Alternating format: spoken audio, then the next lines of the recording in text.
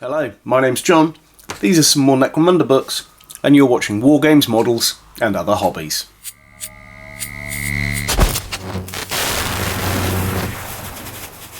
Hello, and welcome back to the third video in this series of looking at the available Necromunda books and what's inside them. Today we'll be taking a look at the series entitled The Book of such and such. So we're going to start with the Book of Peril, which on its front cover we've got Khal Jericho and Scabs. And this book introduces a selection of scenarios, bad zones and battlefield kind of events and things like that. It also introduces a lot of the guilds of Necromunda and characters from those guilds. So a bit of backstory and history here. We're talking about the guilds. We also have Venator bounty hunter gangs in here. These are great gangs because it allows you to make a gang pretty much out of whatever you want. And they're all bounty hunters. You can use named characters or you can go with your own characters. But it's a really nice difference to the house gangs that you have in the other books. So as we go through here, we've got different alliances, we've got benefits of alliances, drawbacks of alliances with the different guilds. We then have the Bad Zone trading post, so another section for trading with different items. And here we've got the events, so giant rats, there's a good example there. We've got brainleaf zombies. And as we carry on through, we then get to some terrain, talking about the different events that happen with terrain, and then some scenarios. At the back here, we've got references for all the weapons that are described in here. But yeah, that is the Book of Peril. Then after that, we have the Book of Ruin. This allows you to introduce cults and chaos into your games of Necromunda. So within here we have rules for converting your current cult into a chaos cult or a Xenos cult. We also have some specific cults that you can make within here.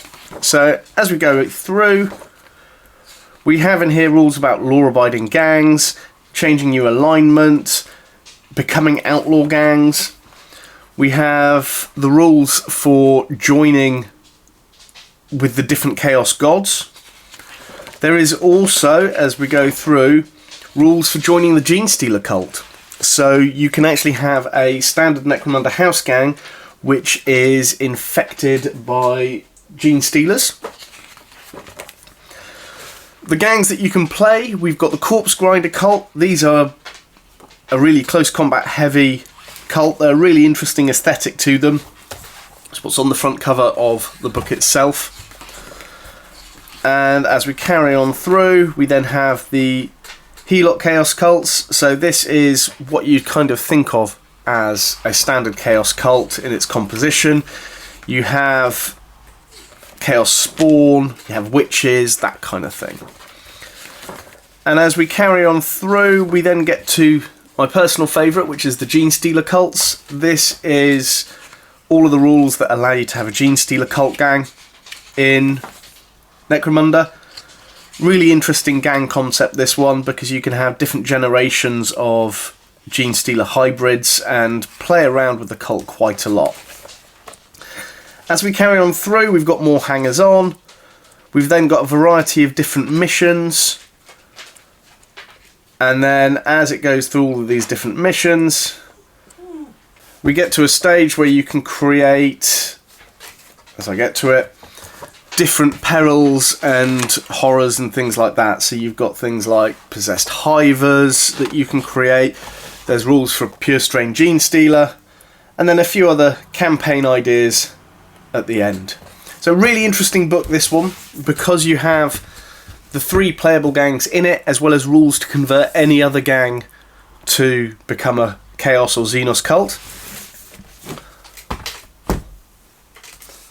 Then, if you want a bit of law and order in the hive, we have the Book of Judgment. And in this book, it allows us to have enforcer gangs, and it also has lots of criminal alliances as well. So you can run a campaign which revolves around criminal alliances, trying to keep the peace, that kind of thing. The enforcers are a great kind of gang to have, very different from the other ones, but a really interesting kind of way to play. We have rules for the campaign. We then have, as we carry on through, different things about events within a campaign, and then different hangers-on. Then we have the black market trading post, which has costs and things for black market weapons, things that you're not going to find at the normal trade post, so you can really start customizing your gangs during a campaign. We've got the rules for all of those different weapons, and then at the back we've got a few other exotic creatures and things like that. So again, another really good book, this one, especially if you like the enforcers.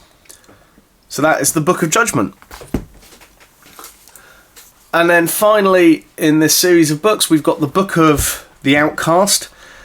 This is a really useful book as it does have a full trade post within it.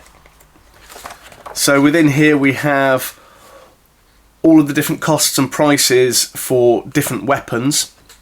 There is also the trade post in the core rulebook that has costs and things like that. But if you don't have the core rulebook and you have one of the rulebooks from one of the box sets, this is a perfect book to get with this trade post within here. We also have rules for outcast gangs, which again, similar to the Venator gangs, are really interesting because you can create pretty much any gang that you want from these rules. What it also allows you to do, the leader of an outcast gang can be any model with a stat line within the Necromunda rules. So you could have a special character leading the gang, you could have a hanger-on leading the gang, and there's just a few tweaks that the rules give them, but it makes for a really characterful gang that you wouldn't normally be able to get. There's lots of different special characters within here and lots of extra rules for scenarios and things like that within this book. Out of all of the book of such and such books, I'd say this is probably one of the most useful because it has the trade post in it. Obviously, as the books get released, things get updated, so the trade post in the core rulebook does have a lot more items in it, but this one gives you quite a lot of scope to play with, and it has all of the rules for those weapons as well.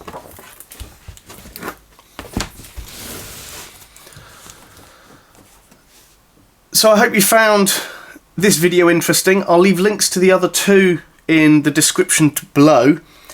In the next video I'm going to be having a look at playing the Ash Wastes, so we're leaving the Underhive and we're going into the Ash Wastes. But for now, thanks for tuning in. My name's John and you've been watching War Games, Models and Other Hobbies.